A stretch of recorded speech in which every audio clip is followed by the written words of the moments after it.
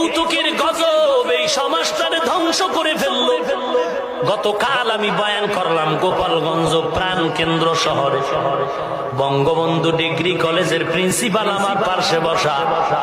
বয়ানের ফাঁকে একটা সুন্দর একটা ছোট্ট বাচ্চা আমার সামনে দাঁড়ায় বলে একটু দোয়া করে দেন। বয়ানের মাঝখানে ছেলেটা ছোট বাচ্চা, চেহারাটা দেখে দিলটা কেড়ে নিল। ডানে আমার বাচ্চাটা দাঁড়ানো, বাম পার্শ্বে ওই বাচ্চাটার নানা বসে বসে কান্না করে। দোয়া করে বয়ান চললো। বয়ানের পরে বাচ্চাটার নানা বলে হুজুর একটু দোয়া চাই। আমি বললাম কি ব্যাপার? বলে বাচ্চাটার মা নেই।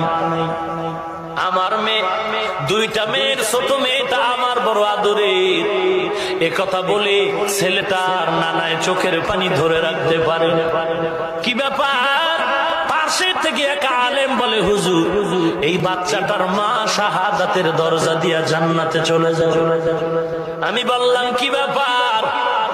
মেয়েটার বাবাকে বললাম বলেন আপনার মেয়েটা কবে মারা গেল? বলে 2 বছর হবে, মাসের 4 তারিখ, সামনে মাস। কেমনে মরে গেল?